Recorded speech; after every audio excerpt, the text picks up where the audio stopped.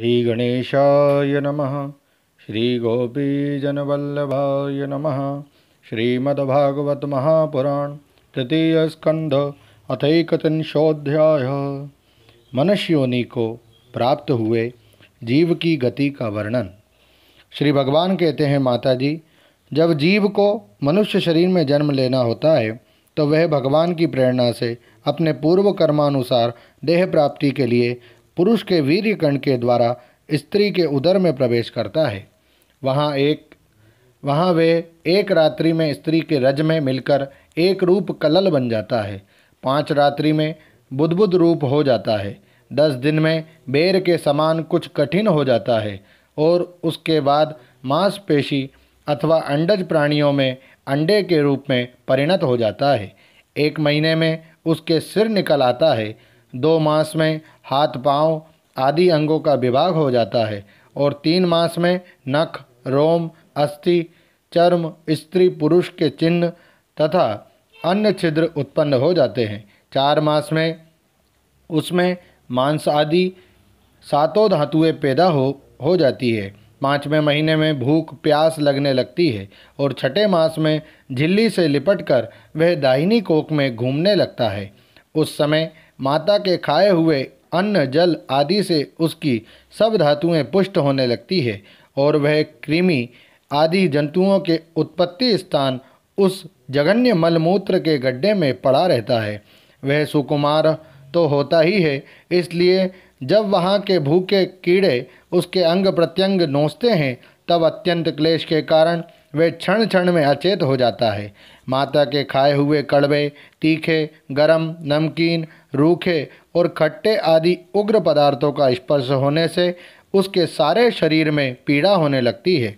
वह जीव माता के गर्भाशय में झिल्ली से लिपटा हुआ आंतों से घिरा रहता है। उसका सिर पेट की ओर, पीठ और गर्दन कुंडलाकार मुड़े रहते हैं। वह पिंजड़े में बंद पक्षी के समान पराधीन एवं अंगों को हिलाने डुलाने में भी असमर्थ रहता है। इसी समय अदृष्ट की प्रेरणा से उसे स्मरण शक्ति प्राप्त होती है। तब अपने सैकड़ों जन्मों के कर्म याद आ जाते हैं और वह बेचैन हो जाता है तथा उसका दम घुटने लगता है। ऐसी अवस्था में उसे क्या शांति मिल सकती है। 7वां महीना आरंभ होने पर उसमें ज्ञान शक्ति का भी उन्मेष हो जाता है, परंतु प्रसूति वायु से चलायमान रहने के कारण वे उसी उदर में उत्पन्न हुए विष्ठा के कीड़ों के समान एक स्थान पर नहीं रह सकता।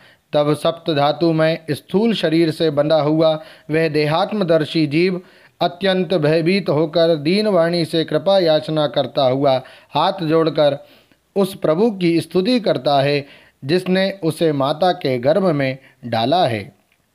जीव कहता है, मैं बड़ा अधम हूँ। भगवान ने मुझे जो इस प्रकार की गति दिखाई है वह मेरे योग्य ही है। वे अपनी शरण में आए हुए इस नश्वर जगत की रक्षा के लिए ही अनेक प्रकार के रूप धारण करते हैं। अतः मैं भी भूतल पर विचरण करने वाले उन्हीं के निर्भय चरणार बिंदों की शरण लेता हूँ। जो मैं जीव इस माता के उदर में देह, इंद्रिय और अंतःकरण रूपा माया का आश्रय कर पुण्य प्राप्त रूप कर्मों से आच्छादित रहने के कारण बद्ध की तरह हूँ, वहीं मैं यही अपने संतप्त हृदय में प्रतीत होने वाले उन विशुद्ध उपाधि रहित अविकारी और अखंड बोध स्वरूप परमात्मा को नमस्कार करता हूँ।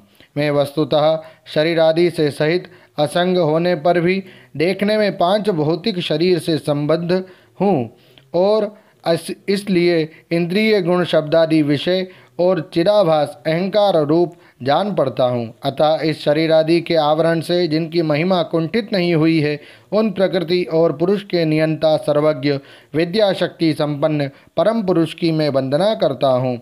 उन्हीं की माया से अपने स्वरूप की स्मृति नष्ट हो जाने के कारण यह जीव अनेक प्रकार के सत्वादि गुण और कर्म के बंधन से युक्त इस संसार मार्ग में तरह तरह के कष्ट झेलता हुआ भटकता रहता है। अतः उन परम पुरुष परमात्मा की कृपा के बिना और किस युक्ति से इसे अपने स्वरूप का ज्ञान हो सकता है।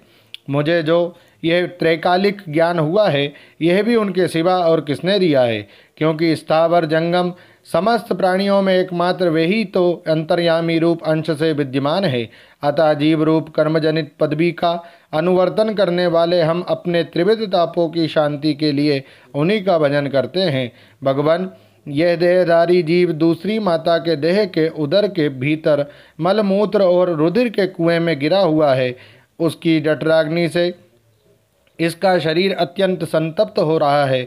उससे निकलने की इच्छा करता हुआ यह अपने महीने गिन रहा है। भगवान, अब इस दीन को यहाँ से कब निकाला जाएगा? स्वामिन, आप बड़े दयालु हैं। आप जैसे उदार प्रभु ने ही इस 10 मास के जीव को ऐसा उत्कृष्ट ज्ञान दिया है। दीनबंधो, इस अपने किए हुए उपकार से ही आप प्रसन्न हो, क्योंकि आपको हाथ जोड़ने के सिवा आपके उस उपकार का बदला तो कोई दे भी क्या सकता है। प्रभो, संसार के ये पशु पक्षी आदि अन्य जीव तो अपनी मूढ़ बुद्धि के अनुसार अपने शरीर में होने वाले सुख दुखादि का ही अनुभव करते हैं, किंतु मैं तो आपकी कृपा से शम दमादि साधन संपन्न शरीर से युक्त हुआ हूँ। अतः आपकी दी हुई विवेकवती बुद्धि से आप पुराण पुरुष को अपने शरीर के बाहर और भीतर अहंकार के आश्रयभूत आत्मा की भांति प्रत्यक्ष अनुभव करता हूँ। भगवान, इस अत्यंत दुख से भरे हुए गर्भाशय में यद्यपि मैं बड़े कष्ट से रह रहा हूँ, तो भी इससे बाहर निकलकर संसार में अंधकूप में गिरने की मुझे बिल्कुल इच्छा नहीं है, क्योंकि उसमें जाने वाले जीव को आपकी माया घेर लेती है, जिसके कारण उसकी शरीर में अहम बुद्धि हो जाती है और उसके परिणाम में मैं उसे फिर इस संसार चक्र में ही पड़ना होता है।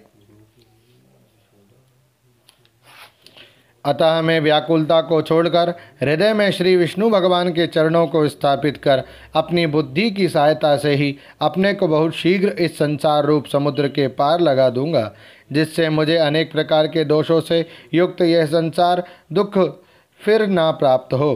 कपिल देव जी कहते हैं, माता जी, वह 10 महीने का जीव गर्भ में ही जब इस प्रकार विवेक संपन्न होकर भगवान की स्तुति करता है, तब उस अधोमुख बालक को प्रसव काल की वायु तत्काल बाहर आने के लिए ढकेलती है। उसके सहसा ठेलने पर वह बालक अत्यंत व्याकुल हो नीचे सिर करके बड़े कष्ट से बाहर निकलता है। उस समय उसके श्वास की गति रुक जाती है और पूर्व स्मृति नष्ट हो जाती है। पृथ्वी पर माता के रुधिर और मूत्र में पड़ा हुआ वह बालक विष्ठा के कीड़े के समान छटपटाता है। उसका गर्भवास का सारा ज्ञान नष्ट हो जाता है और वह विपरीत गति देहाभिमान रूप अज्ञान दशा को प्राप्त होकर बार बार जोर जोर से रोता है।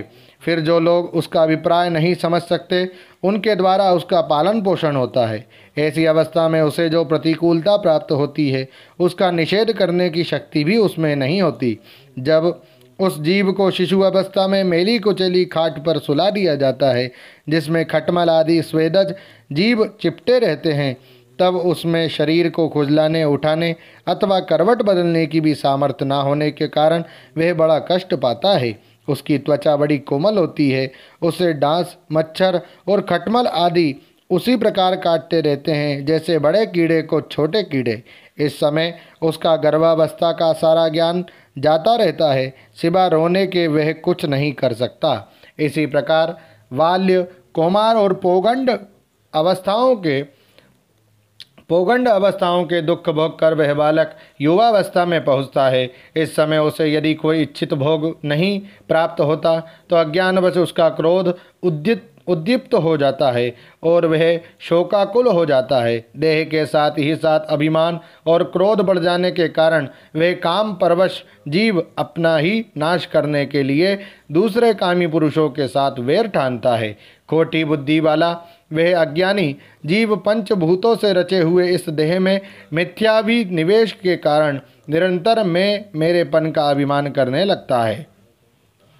जो शरीर इसे वृद्धावस्था आदि अनेक प्रकार के कष्ट ही देता है तथा अविद्या और कर्म के सूत्र से बना रहने के कारण सदा इसके पीछे लगा रहता है, उसी के लिए यह तरह तरह के कर्म करता रहता है, जिनमें बन जाने के कारण इसे बार बार संसार चक्र में पड़ना होता है।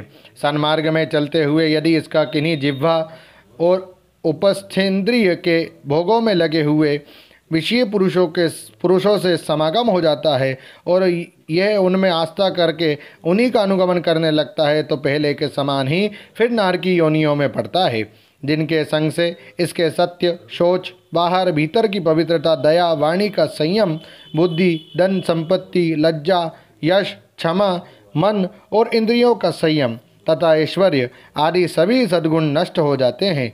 उन अत्यंत शोचनीय स्त्रियों के क्रीड़ा मृग, खिलौना, अशांत मूड और देहात्मदर्शी असत पुरुषों का संग कभी नहीं करना चाहिए, क्योंकि इस जीव को किसी और का संग करने से ऐसा मोह और बंधन नहीं होता जैसा स्त्री और स्त्रियों के संगियों का संग करने से होता है। एक बार अपनी पुत्री सरस्वती को देखकर ब्रह्मा जी भी उसके रूप लावण्य से मोहित हो गए थे और उसके मृगी रूप होकर भागने पर उसके पीछे निर्लज्जता पूर्वक मृग रूप होकर दौड़ने लगे। उन्हीं ब्रह्मा जी ने मरीचि आदि प्रजापतियों की तथा मरीचि आदि ने कश्यपादि की और कश्यपादि ने देव मनुष्यादि प्राणियों की सृष्टि की। अतः इनमें एक ऋषि प्रवर नारायण को छोड़कर ऐसा कौन पुरुष हो सकता है जिसकी बुद्धि स्त्री रूपणी माया से मोहित ना हो।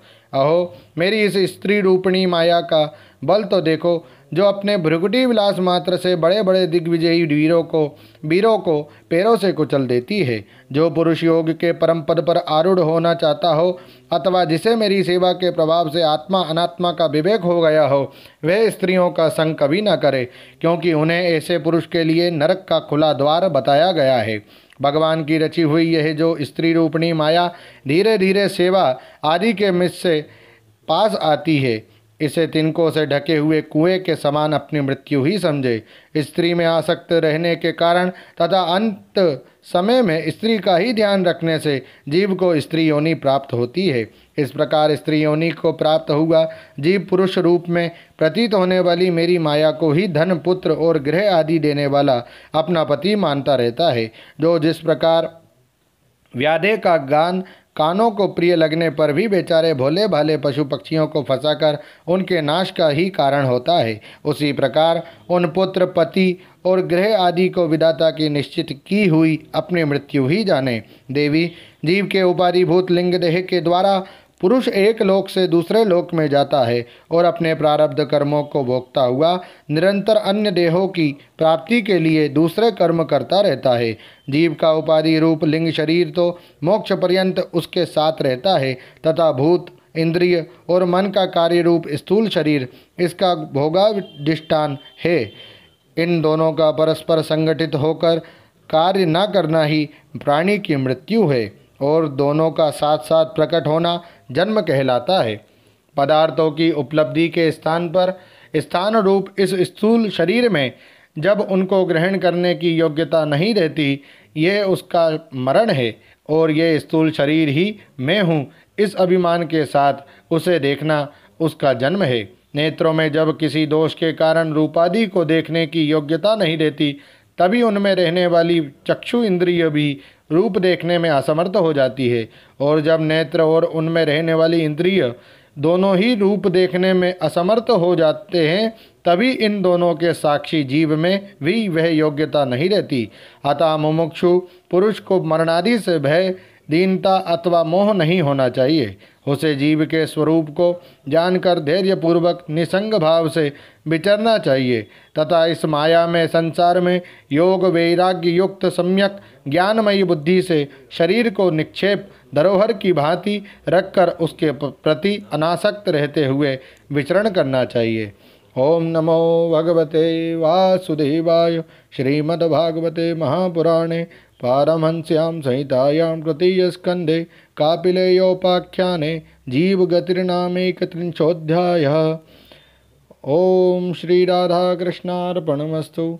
हरे नमः, हरे नमः, हरे नमः। जय श्री कृष्ण।